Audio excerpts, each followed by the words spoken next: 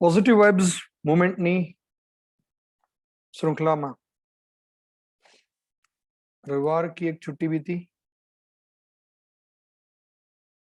और आज हम फिर से हाजिर हैं आप सबके बीच में एक नए विचार, एक नई ऊर्जा, एक नए उमंग के साथ।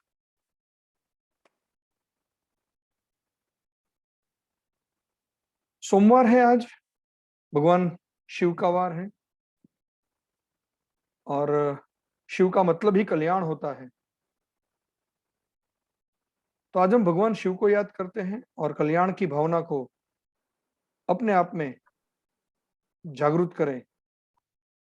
इस भाव को साथ में रखते हुए अम्मी बहन आज शिव मंत्र से शुरुआत करवाएंगे। अम्मी बहन।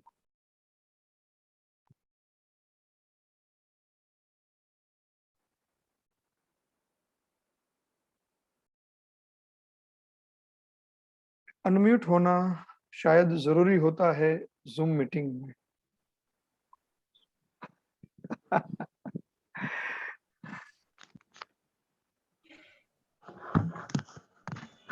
प्रार्थना। ओम मृत्युंजय महादेव त्राहि मां शरणागतम्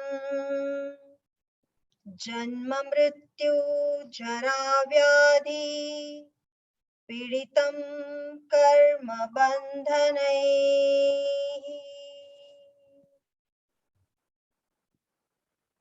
अर्थात हे महादेव, आप जगत के कल्याण स्वरूप हैं, इसीलिए जन्म मृत्यु और जरा से हम सभी को मुक्त करें और हमारी हर एक आने वाली आपत्ति में रक्षा करें, हमें अपनी शरण में ले और सबसे बड़ी बात, हमें दुख देने वाले कर्मों के बंधन से मुक्त करें। पूर्ण रूप से ये बात कल्याण की है। हमारा जिससे हमारा बंधन हो रहा है, आज जिस विचारों ने हमें बांध लिया है, ऐसे विचारों से हम मुक्त हो और फिर से एक नई ऊर्जा हम सब प्राप्त करें, ये कामना आज हमने भगवान शिव से की। आगे बढ़ेंगे। आज शारदा बहन हमारे सामने उपस्थित हो। जी सर। हाँ, आ गए तो ठीक है। आज बताइए कि आप कौन से महापुरुष के विचार लेकर हमारे बीच में आए हुए हैं, क्योंकि जो लोखंडी पुरुष है सर वो।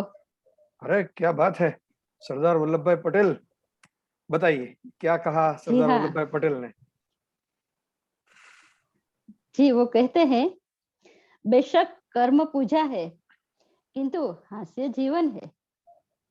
कोई भी अपना जीवन बहुत गंभीरता से लेता है, उसे एक तुच्छ जीवन के लिए तैयार रहना चाहिए।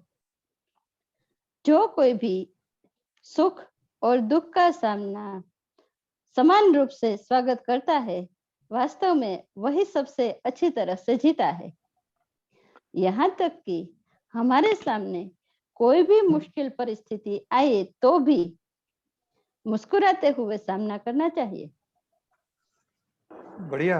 भगवत गीता के दूसरे अध्याय में जो बात भगवान श्री कृष्ण ने कही है कि समत्वम योग उच्यते, दुख और सुख, सिद्धि असिद्धि, सभी में समता बनी रहनी चाहिए।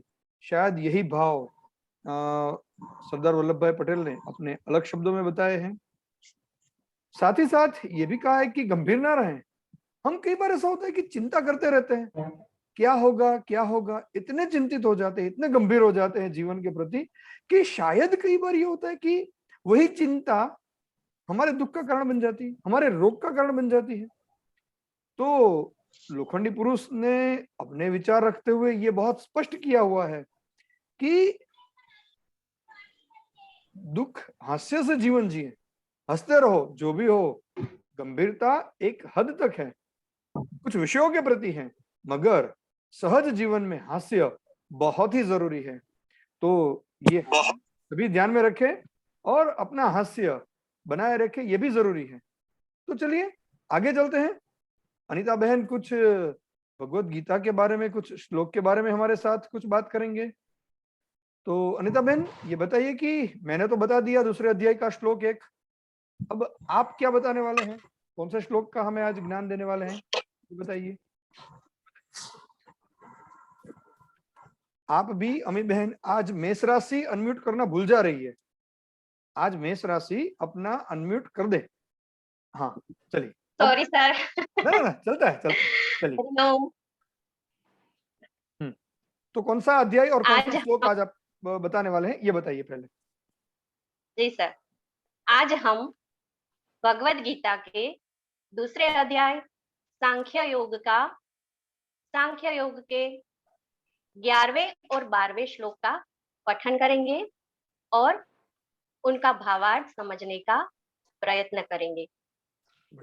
जब युद्ध के मैदान में अर्जुन को शोकग्रस्त होता देख भगवान श्री कृष्ण हंसते हुए कहते हैं, श्री भगवान उवाच अशोच्यानन्वशोचस्त्वम् प्रज्ञावादांश्च भाषसे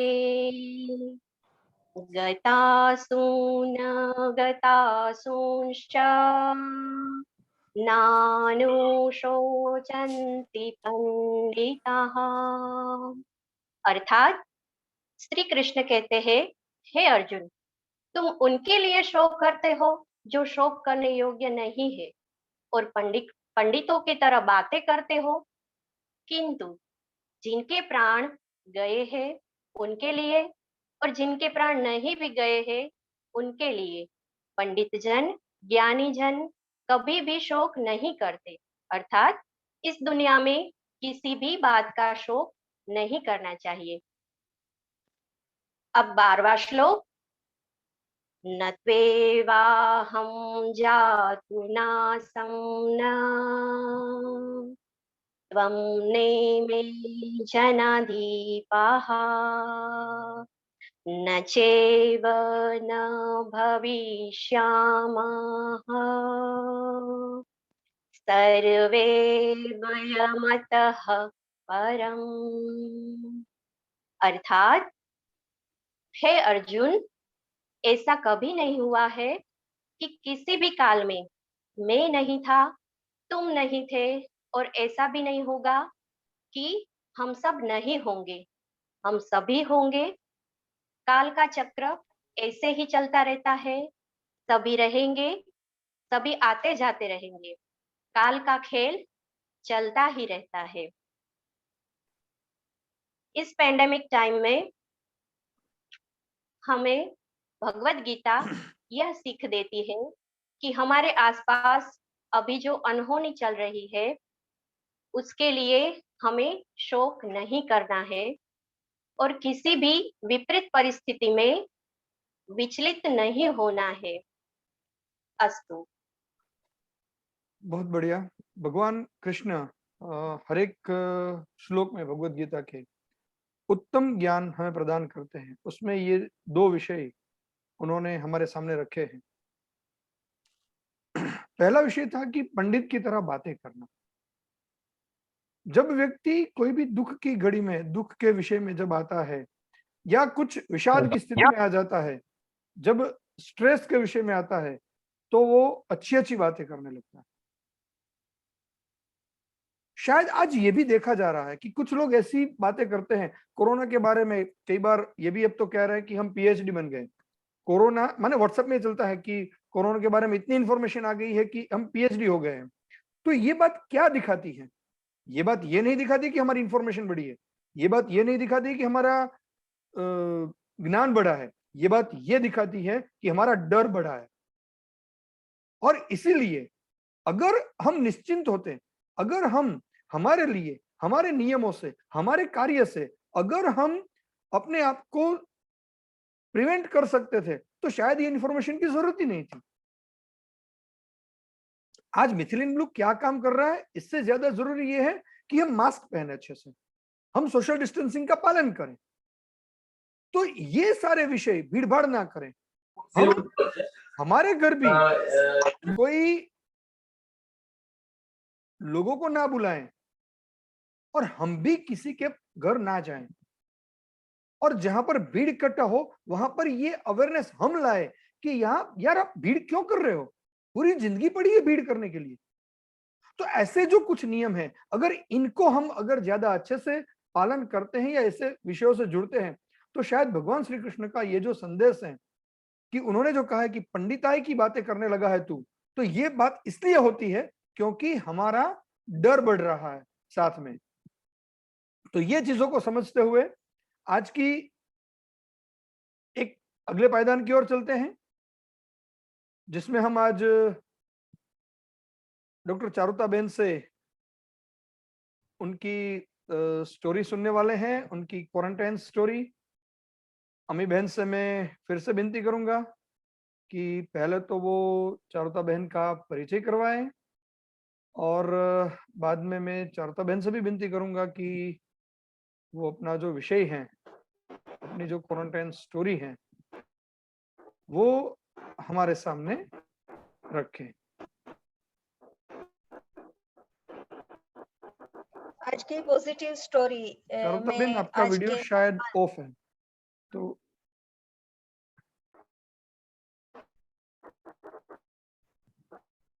हाँ अमी बहन आप परिचय करवाइए, तब तक मैं शायद चारुता बहन का वीडियो ऑन हो जाएगा। तो आज के मेहमान है डॉक्टर चारुता गणात्रा, जो कि बहुत ही एक सौम्य व्यक्तित्व हम कह सकते हैं। जब आप उनका वीडियो ऑन होगा तो आप देखेंगे तो आपको पता चलेगा कि एकदम वाइड पर्सनालिटी, और पिछले 17 सालों से राजकोट में होम्योपैथिक की प्रैक्टिस कर रहे हैं। कथक के विशारद भी है और बहुत अच्छे राइटर भी है। उनके बहुत सारे ब्लॉग आप पढ़ सकते हैं। उनकी कविताएं हैं, कुछ कहानियां भी उन्होंने लिखी हुई, और संगीत में भी उनकी अच्छी जानकारी रही है। तो डॉक्टर चारुता जी, आपसे विनती है कि आप अपनी पॉजिटिव स्टोरी हम सबके सामने रखें। डॉक्टर चारुता गणात्रा। सबको मेरा नमस्ते। मेरी आवाज तो आ रही है ना सबको ठीक से? हाँ जी चारुता जी। जी चारुता जी। जी सबको नमस्ते। सबसे पहले तो आप सबको धन्यवाद कि आज मैं आप सबके साथ जुड़ी हुई हूँ, और ये जो पॉजिटिव वाइब्स का आप कर रहे हैं काम, वो बहुत ही अच्छा है सोसाइटी के लिए। अभी ये बहुत जरूरी बात है कि सबको पॉजिटिव वाइब्स मिलते रहे। मेरी पॉजिटिव स्टोरी के बारे में मैं आपसे बात करूं तो मुझे जब कोरोना हुआ था मिड ऑफ फरवरी में, 14 फरवरी थी, हम वैलेंटाइन डे के रूप में मनाते हैं, और उसी दिन मुझे गिफ्ट मिली that I am corona positive का मुझे रिपोर्ट उस दिन मिला। तो ये गिफ्ट तो कभी वैसे भूल भी नहीं सकते हम। मेरे कहने का मतलब आप समझ रहे होंगे कि ये बात को मैंने इस तरह से थोड़ा लाइटली ले लिया था। वैसे कोरोना लाइटली लेने की बीमारी है नहीं, लेकिन जब हो ही गई है ये बीमारी तो हमको उसको अपने सिर पे नहीं चढ़ने देना है, इसलिए मैंने उसको लाइटली लेना शुरू किया। बीमारी को लाइटली लिया, लेकिन उसके लक्षणों को लाइटली नहीं लिया था। जो लक्षण आते गए उनको हम देखते गए कि वीकनेस लग रही है, भूख नहीं लगती है, या कुछ खाने का मन नहीं हो रहा है। लेकिन सबसे पहले हमने क्या किया कि क्योंकि ये हम शब्द मैं इसलिए बोल रही हूँ क्योंकि मेरे परिवार में सब कोरोना पॉजिटिव आए थे, तो उस वक्त पे हमको एक दूसरे का सपोर्ट बहुत रहा।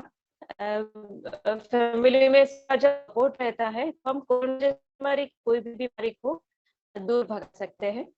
तो कोरोना भी इस तरह से थोड़े दिन का मेहमान बन के रहा, बाद में चला गया, और आज मैं स्वस्थ हूँ। उस समय की बात करें तो जब हम सबको इस तरह से पॉजिटिव आया तो थोड़ा शॉकिंग तो था ही, क्योंकि सबको एक साथ कोरोना पॉजिटिव आना तो थोड़ा सब शॉक में आ गए थे कि ये ऐसे कैसे हो गया, लेकिन हो गया था, तो चलो हमने बाद में एक्सेप्ट कर लिया। उसके बाद में मैंने सबसे पहले क्या किया कि जैसे अमी बहन ने बताया कि मैं होम्योपैथी डॉक्टर हूँ, तो होम्योपैथी दवाई हमने शुरू कर दी। पहले भी हम लेते थे क्योंकि होम्योपैथी की जो इम्यूनिटी बढ़ाने की दवाई है वो इस दौरान में बहुत असरकारक रहती है, अच्छा काम देती है, तो वो तो हम दवाई ले ही रहे थे। तो हमको जो डिजीज का सिम्टम्स थे वो काफी माइल्ड आ रहे थे, इतने ज्यादा सिम्टम्स नहीं आ रहे थे, फिर भी सिम्टम्स तो आ ही रहे थे, तो उसको हमने देखना शुरू किया। उसके बाद में हमने खाने पीने पे हमारा कंसंट्रेशन शुरू किया। और मेरे घर में मेरा छोटा बच्चा है, 2 साल का है, तो उसका भी ख्याल रखना था। वैसे फरवरी में जो लहर थी कोरोना की, उस समय पे ऐसा नहीं था कि बच्चों को भी कोरोना होता था, लेकिन रखना ही था उसका, तो उसके साथ थोड़ा जो वक्त बीतता था तो उसमें फ्रेशनेस भी आ जाती थी। उसके अलावा सबसे जरूरी बात जो कोरोना समय में रहती है वो है रोग का स्वीकार करना। हम यहाँ पे हमारे अभी क्या होता है कि रोग का स्वीकार हम नहीं कर पाते। मुझे कैसे कोरोना हो गया, मुझे थोड़ा ही कोरोना हो सकता है, मुझे कुछ नहीं हुआ है। सिम्टम आते भी है तो भी लोग निग्लेक्ट कर देते हैं, टेस्ट नहीं करवाते, ये सब चलता है, ये सब प्रॉब्लम होता है। तो आपको सिम्टम्स को भी निग्लेक्ट नहीं करना है, कोरोना हो गया तो उसका स्वीकार कर लेना है। सबसे पहले जब आप रोग का स्वीकार कर लेंगे तो रोग का लक्षण आपको आधा हो जाएगा, आपको जो उसकी बीमारी का जो स्ट्रेस है वो आधा हो जाएगा। तो सबसे पहले आप स्वीकार कर लीजिए कि कोरोना है, उसका डर निकल जाएगा। कोरोना से हम डरते क्यों हैं? सबसे पहली बात हम ये सोचे, हम डरते हैं क्योंकि हमारे पास उसकी कोई दवाई नहीं है, ऐसा साइंस में अभी बात हुई है। दवाई नहीं है, सही बात है, चलो दवाई नहीं है, लेकिन हम सिम्टम के मुताबिक तो जा सकते हैं ना। बुखार आया तो हमने बुखार की दवाई ले ली, इन्फेक्शन जो हुआ है तो उसके लिए दवाई ले ली, तो अभी उसी तरह से ट्रीटमेंट सभी सिस्टम में चलती है, वो एलोपैथी हो, आयुर्वेद हो, होम्योपैथी हो, सभी सिस्टम में इसी तरह से ट्रीटमेंट चलती है कि जो पेशेंट के सिम्टम्स आ रहे हैं उस तरह से दवाई चल रही है। तो इस रोग से डरना नहीं चाहिए, सबसे पहले उसका स्वीकार करें। उसके बाद में जो जरूरी बात रहती है वो ये है कि आपका खुराक और पानी की मात्रा। रोग आया है तो उसका टॉक्सिक रोग का जो स्वभाव है वो आपके शरीर में नेगेटिव इफेक्ट्स यानी कि नकारात्मक ऊर्जा भरना शुरू करेगा। उस नकारात्मक ऊर्जा को आपको निकालना है, और उसको निकालने के लिए आपके लिए जरूरी है आपका खुराक सही हो, आपका विचार सही हो, आप योगासन प्राणायाम करते रहे। तो ये सब बातें करते हुए हमने खुराक के ऊपर ज्यादा कंसंट्रेट किया। भूख नहीं लगती थी, भूख कम लगती थी, खाना पसंद नहीं आता था, ये सब हमारे साथ भी थोड़ा बहुत हुआ था। लेकिन मैंने सबसे पहले ये जो जरूरी बात रहती थी वो ये की कि खुराक में कटौती नहीं करनी है। सब फैमिली मेंबर्स को भी बता दिया और मैंने भी ये बात अपने आप के ऊपर अप्लाई कर दी कि खुराक में कोई कटौती नहीं करनी है। भले एक साथ जितना खाना खाते हैं वो ना खा सके, लेकिन थोड़ा थोड़ा करके पूरे दिन में सब फूड कंप्लीट करना है, खुराक अच्छे से लेना है। तो ये बात बहुत बेनिफिशियल रहती है, बहुत ही फायदेकारक रहती है।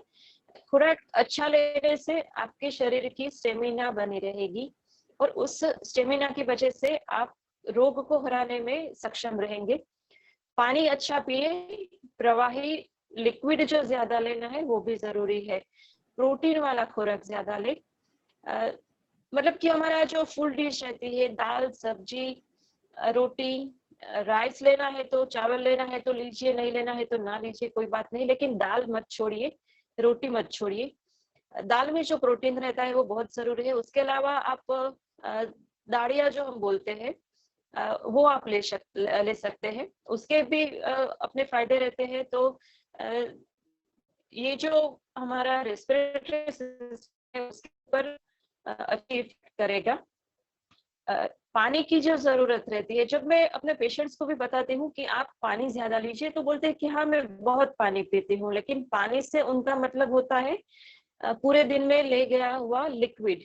तो लिक्विड में दाल भी आता है, दूध भी आता है, और नारियल पानी भी आता है, जूस भी आता है, ये सब लिक्विड में आ जाता है। लेकिन मैं बहुत ही स्पेसिफाई यहाँ पे करना चाहती हूँ कि पानी ज्यादा पीजिए। जो कोई भी और लिक्विड आप ले रहे हो उसके अलावा 3.5 से 4 लीटर पानी कम से कम पीजिए। उससे ज्यादा पी सके तो अच्छी बात है, लेकिन 3.5 से 4 लीटर पानी ये आप लिख लीजिए, इतना पीना ही चाहिए। कोरोना के दौरान ये बहुत जरूरी है, और वैसे भी इतना पानी पीना जरूरी है, लेकिन कोरोना के दौरान मैं क्यों इतना स्ट्रेस दे रही हूँ पानी के ऊपर, क्योंकि ये जो रोग है उसका टॉक्सिक हमारे शरीर में आया है, तो वो टॉक्सिक इफेक्ट्स जो है वो निकलनी जरूरी रहती है।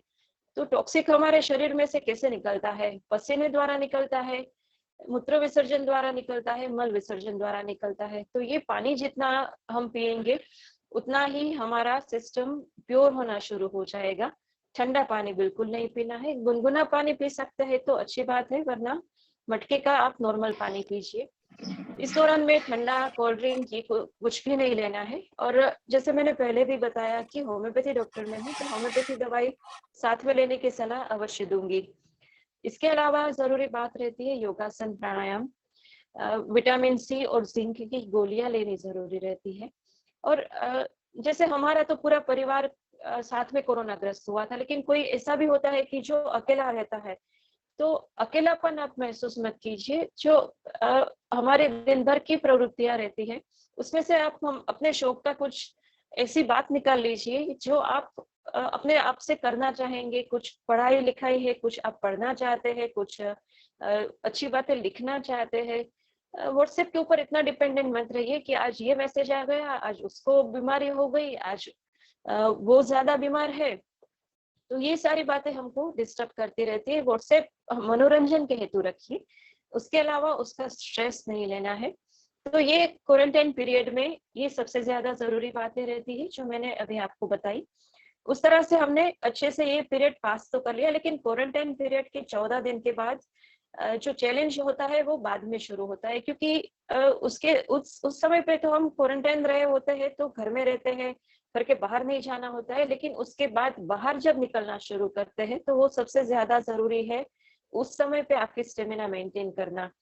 तो बाद के भी 15 दिन क्वारंटाइन के और 15 दिन आप बाद के गिन के चलिए कि आपकी स्टेमिना उतनी ही अच्छी रहे जितनी आपने क्वारंटाइन में रखने की कोशिश की थी। तो खाना पीना सब उसी समय पे आप अच्छे से मेंटेन कीजिए, और बाहर जब भी जाए मास्क पहने, वो बहुत जरूरी है। और खुश रहा कीजिए, बस इतना स्ट्रेस लेने की जरूरत नहीं है। हाँ, रोग के साइड इफेक्ट्स है, रोग के लक्षण भी कुछ स्ट्रेसफुल रहते हैं, लेकिन आप खुश रहा कीजिए, यही सबसे ज्यादा जरूरी है। और मेरे हिसाब से यही पॉजिटिव स्टोरी मेरी है जो मैं आप सबसे शेयर करना चाहती थी। और साथ में लास्ट में यही कहूंगी कि होम्योपैथी दवाई बहुत सपोर्ट करती है, तो वो खास रूप से लीजिए। धन्यवाद। धन्यवाद चारुता जी, आपने बहुत अच्छे से अपनी एक स्टोरी बताई। छोटी छोटी 2-3 बातें वाकई ही सबके लिए जरूरी है कि व्हाट्सएप का उपयोग हमारे लिए मनोरंजन के लिए है, ना कि मैसेज और स्ट्रेस लेने के लिए है। तो ऐसे कुछ विषय हैं, खाली पेट ना रहें, ये भी बहुत जरूरी है कि ड्यूरिंग नहीं, ये काल ही ऐसा है कि खाली पेट रहने का समय ही नहीं है, क्योंकि उसी समय सबसे ज्यादा वायरल अटैक की संभावना है उस काल के दौरान बन जाती है। तो ये विषय भी आपने बहुत अच्छे से कहा। तो व्रत वगैरह अभी जो दिन आएंगे तो उसके लिए भी हमें थोड़ा ध्यान रखना पड़ेगा। तो ये कुछ बातें ऐसी थी जो आपने वाकई ही अच्छे से बताई, और मुझे लग रहा है कि यही कुछ सकारात्मकता जो आपने दिखाई है वो सभी को उसका लाभ लेंगे। चारुता जी, आप तो हमारे साथ बने रहेंगे और हम हमारी परंपरा के मुताबिक आगे चलते जी। हैं। हम एक मोटिवेशनल स्टोरी जो कुछ हमारे शास्त्र में से कहीं से भी एक अमी बहन रोज एक स्टोरी ढूंढ के लाते हैं हमारे लिए, तो साथ में मिलके आज हम स्टोरी सुनते हैं। तो बताइए अमी बहन कि आज आप कौन सी स्टोरी लेकर आए हैं और क्या सुनाने वाले हैं? जी, आज मैं शास्त्र से नहीं स्टोरी लाई हूँ। आज डॉक्टर्स की बातें चल रही है, तो आज मैंने भी सोचा कि कुछ डॉक्टर और नर्स के बारे में आज कुछ बताया जाए कि वो कैसे अपने कार्य को पॉजिटिव बनाकर मरीजों को अच्छा करते हैं। तो एक अस्पताल था और उसमें बहुत सारे मरीज दाखिल हुए थे। उसमें से एक मरीज का ऑपरेशन था। तो ऑपरेशन के 2 घंटे पहले एक नर्स वो मरीज के रूम में आती है और गुलदस्ता सजाने में लग जाती है। काफी देर तक वो गुलदस्ता सजाए रखती है। फिर अचानक से मरीज को पूछती है कि सर आपका ऑपरेशन कौन सा डॉक्टर करने वाला है, आपको पता है? नर्स को देखे बिना ही वो मरीज बड़े अच्छे ही लहजे में बोला कि हाँ, मुझे पता है, डॉक्टर जैक्सन। नर्स ने तो डॉक्टर का नाम सुना और आश्चर्य से अपना काम छोड़ते हुए मरीज के पास जा पहुंची और पूछा, सर क्या डॉक्टर जैक्सन वास्तव में आपका ऑपरेशन करने वाले हैं? क्या आपको कोई गलतफहमी तो नहीं है? मरीज ने कहा, हाँ, मेरा ऑपरेशन वही कर रहे हैं, मुझे कोई गलतफहमी नहीं है। नर्स ने कहा, बड़ी अजीब बात है, मुझे तो विश्वास नहीं होता कि इतना बड़ा डॉक्टर, इतना कार्यरत, इतना बिजी डॉक्टर आपका ऑपरेशन करेगा। मरीज ने कहा, इसमें क्या अजीब सी बात है, मेरा ऑपरेशन वही करने वाले हैं। नर्स ने कहा, नहीं, मैंने तो सोचा है और मैं जानती भी हूँ कि ये एक बहुत बड़े और काबिल डॉक्टर है। अब तक इन्होंने हजारों ऑपरेशन किए हैं और इनका रिजल्ट जो आता है 100% आता है। सभी मरीज है वो अच्छे हो ही जाते हैं इस डॉक्टर की ट्रीटमेंट से या ऑपरेशन करते हैं उससे। इतनी व्यस्तता होने के बाद मेरा विश्वास अभी भी नहीं हो रहा कि डॉक्टर ने आपके ऑपरेशन के लिए कैसे हाँ बोल दी। मरीज ने नर्स से कहा, ये मेरी अच्छी किस्मत है कि डॉक्टर जैक्सन को फुर्सत मिली है और वही मेरा ऑपरेशन करने जा रहे हैं। नर्स ने एक बार फिर से कहा, यकीन मानिए, मुझे अब भी आश्चर्य हो रहा है कि दुनिया का सबसे अच्छा डॉक्टर आपका ऑपरेशन करने वाला है। इस बातचीत के थोड़ी ही देर बाद मरीज को ऑपरेशन थिएटर में लिया जाता है। मरीज का ऑपरेशन होता है और सफल होता है और अब मरीज खुशी खुशी से अपनी जिंदगी बिता रहा है। अब बात यह है कि मरीज के कमरे में जो महिला नर्स आई हुई थी वो एक साधारण नर्स नहीं थी, बल्कि उसी अस्पताल की एक मनोवैज्ञानिक महिला डॉक्टर थी, जिसका काम मरीजों को मानसिक एवं मनोवैज्ञानिक रूप से संचालित करना था, जिसके कारण उसे संतुष्ट करना था और मरीज को शक भी ना हो कि ये काम उसके साथ हो रहा है। और ये महिला डॉक्टर ने बड़े ही आसानी से, एकदम सहजता से, सरलता से, जैसे हम योग में कैसे सरलता से आंखें बंद करने को कहते हैं, ऐसे ही सरलता से उन्होंने गुलदस्ता सजाने का काम किया और साथ ही साथ मरीज के दिमाग में बैठा दिया कि आपका ऑपरेशन जो होने वाला है वो 100% सक्सेसफुल होने वाला है। तो साथ ही साथ मरीज के दिमाग में भी एक सकारात्मक सोच बैठ गई और जब मन सकारात्मक होता है तो सब सकारात्मक होने ही लगता है। आज ज्ञान ने सिद्ध कर दिया कि रोगी जितनी दृढ़ता से रोग को नियंत्रित करने का वादा करता है, उतनी ही दृढ़ता से रोग पर जीत दर्ज कर सकता है। कोई भी व्यक्ति अगर संकल्प ले तो हर समस्या को नियंत्रित किया जा सकता है। तो ये थी आज की मेरी पॉजिटिव स्टोरी। मैं आगे इसमें जोड़ता हूँ, परंपरा के हिसाब से आपने बोला नहीं मगर। तो बात ये है कि ये जो बात स्टोरी में हमने सुनी उसमें तो एक साइकोलॉजिस्ट थी और वो प्लान था। हमें ये चीजें इनफॉर्मल करनी है। क्या करना है, हम अभी सपोज हम 38 लोग जुड़े हुए हैं इस मीटिंग में, ऑन एन एवरेज हम 350 लोग इस वाइब्स की स्टोरी को देखते हैं।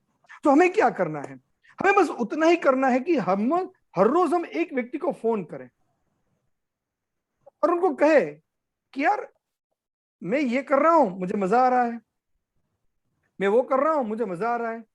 और इस व्यस्तता के बीच में मुझे कोरोना है या नहीं है, कोरोना का कोई भय है या नहीं है, ये पता नहीं, मैं बहुत पॉजिटिव हो रहा हूं दिन ब दिन।